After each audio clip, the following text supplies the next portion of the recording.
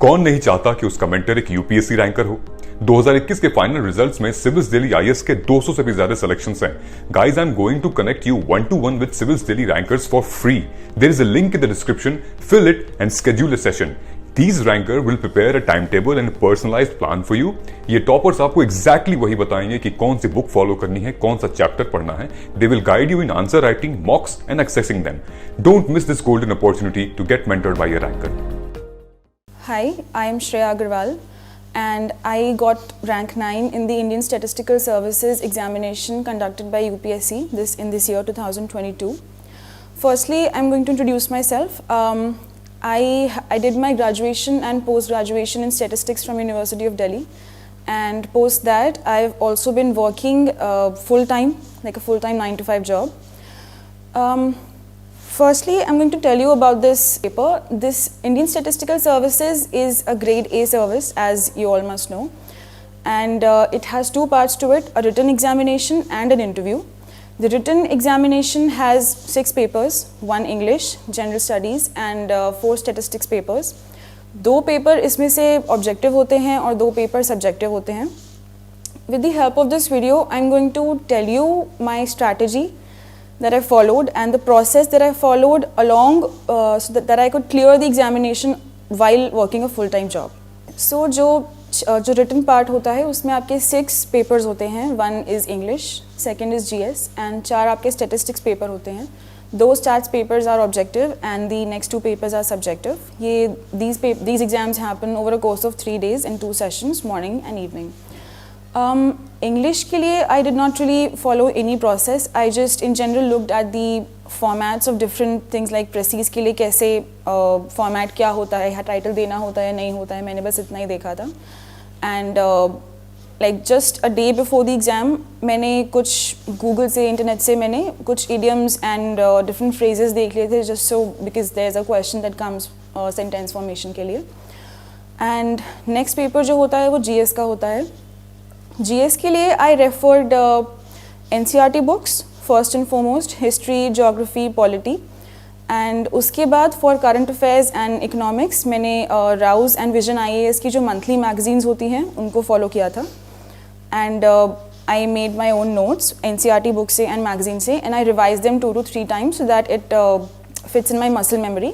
And इसके बाद जो आपके ऑब्जेक्टिव पेपर्स होते हैं उनके लिए the books that I referred was fundamental of mathematical statistics, fundamental of applied statistics and जो गून गुप्ता एंड दास गुप्ता की स्टैटिस्टिक्स की बुक्स होती हैं.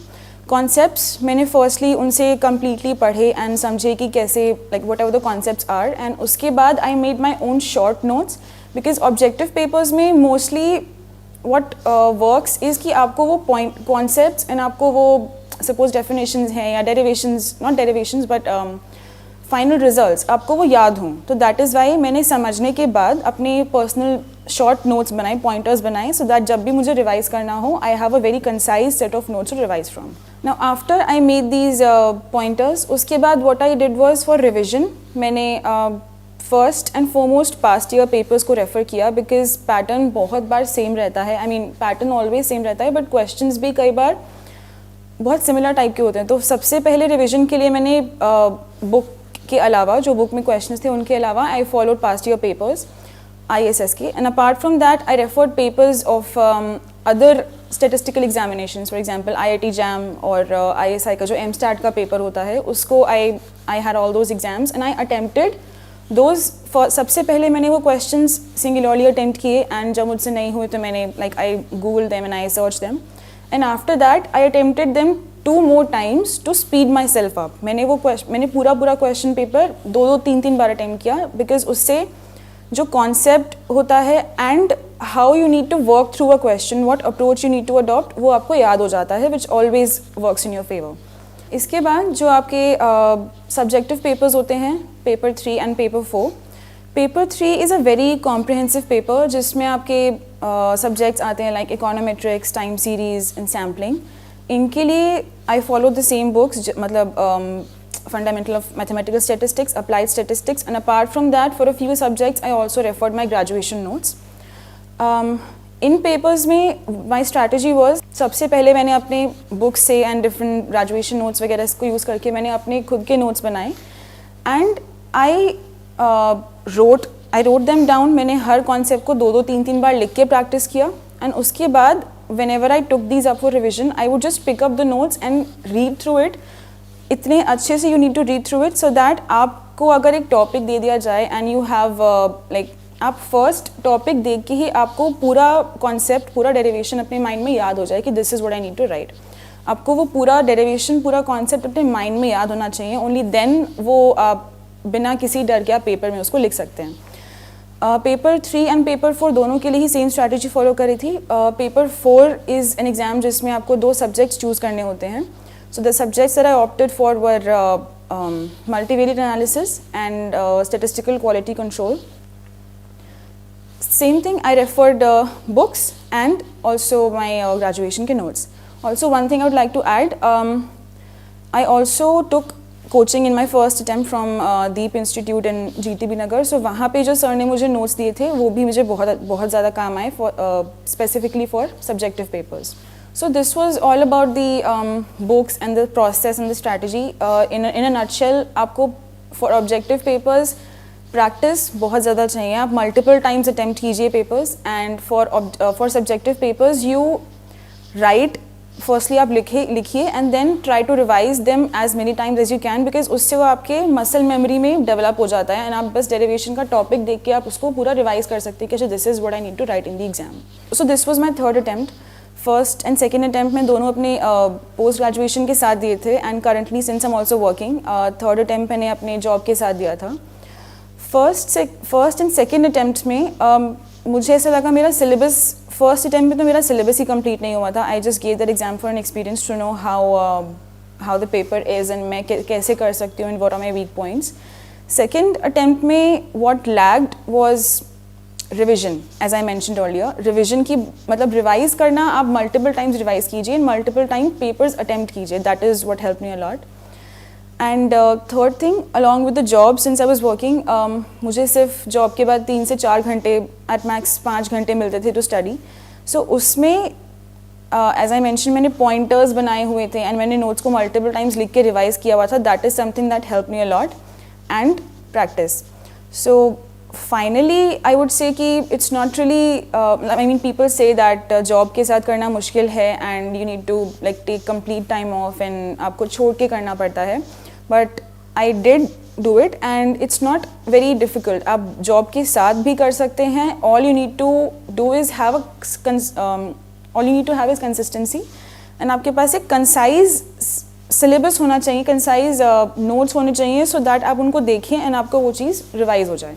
इंटरव्यू में सबसे पहले तो जो भी आप अपना डिटेल्ड एप्लीकेशन फॉर्म में भरते हैं, that is something you should be completely clear on. For example आप अपनी हॉबीज़ भरते हैं तो आप कुछ ऐसा ही भरिए जिसके बारे में आपको as far as you know A to Z पता हो. बिकॉज आप कुछ भी ऐसा लिख देंगे जो आप रैंडमली कभी भी कर लेते हैं just for time pass and they will pick it up and आप उस बारे में आंसर नहीं कर पाएंगे, तो that becomes a negative. So instead of, if you actually don't really have any hobby, you can write, I don't have any hobby as such, but I just like to do whatever I, मतलब लिखना नहीं है but बोलते time भी बोल सकते हैं. So that's one thing. And interview के लिए mostly I focused on अपने जो पेपर के theoretical concepts होते हैं उसके बारे में आप अच्छे से you should be brushed up on that. And उसके अलावा if you are working somewhere आपको अपने जॉब के बारे में अच्छे से पता होना चाहिए. The city that you are living in आपको उसके बारे में पता होना चाहिए. मुझसे इंटरव्यू में मोस्टली ओपिनियन बेस्ड क्वेश्चंस पूछे गए. सो फॉर एग्जांपल आपके ऑफिशियल प्रिंसिपल्स जो स्टैटिस्टिक्स के होते हैं, जैसे confidentiality is one principle. So they asked me कि अगर आपका ये वाला सर्वे है, for example periodic labour force survey है, इसमें कौन सा data can be confidential and आप इसको कैसे मेंटेन करेंगे. So apart from preparing factual things, interview के लिए आप कुछ ओपिनियन, मतलब you can just try to question your self कि इन प्रिंसिपल्स को आप कहाँ यूज़ कर सकते हैं. या फॉर एग्जांपल स्टैटिस्टिकल कॉन्सेप्ट्स में one question that I was asked was कि different methods of estimation and what method would you prefer. So whatever you are answering you should have your firm opinion and you should have a reasoning for that opinion. So this was mostly about the interview. Social media is something that I completely went off for around 3 years. That was a huge distraction for me at that point of time. So I'm not saying कि आप भी वो चीज़ छोड़ दीजिए, but either मतलब आप अपने ऊपर कंट्रोल रखिए एंड उसको कोशिश कीजिए मिनिमम से मिनिमम यूज़ करने का. एंड ऑफ कोर्स रिसोर्सेज में you should always have some internet resource at your hand, because उससे बहुत हेल्प मिलती है. सो फॉर एग्जांपल कंप्यूटर के लिए या किसी भी GS कॉन्सेप्ट के लिए, या for example whenever I would attempt the question papers, उसमें कई बार ऐसे कुछ टॉपिक्स होते थे GS में या कंप्यूटर में या ऑफिशियल स्टैट्स में भी जो मुझे मेरे नोट्स में नहीं मिलते थे. तो I would just use internet for that, उसको उस चीज़ को पढ़ने के लिए. एंड ऑफिशियल स्टेटिस्टिक्स के लिए स्पेसिफिकली आप जैसे मिनिस्ट्री की वेबसाइट है, आप उस पर जाके पढ़ सकते हैं. एंड उसमें से पढ़ के आप फिर क्वेश्चन पेपर्स अटैम्प्ट कीजिए. एंड क्वेश्चन पेपर्स को जब आप अटेंड करेंगे आपको दिखेगा कुछ टॉपिक आपको नहीं मिला है. तो व्हाट आई डिड वाज उस टॉपिक के बारे में मैंने स्पेसिफिकली अलग से गूगल कर लिया. And when you attempt that thing multiple times, आपको हर बार कुछ डिफरेंट टॉपिक मिलता है, तो आप उसे फिर उसके बारे में पढ़ सकते हैं.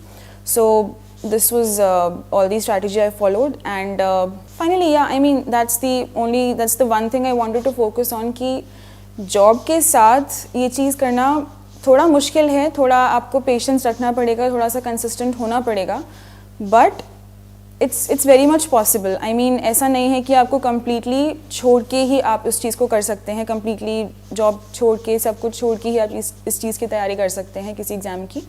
That should be one of your main takeaways. And yeah, hard work and consistency are the key. I would like to thank DKT channel for giving me this opportunity to present my strategy and tell you all about my process that I followed. And all the very best. So after the first part, जो कि आपका written part होता है, जो second part था interview के लिए,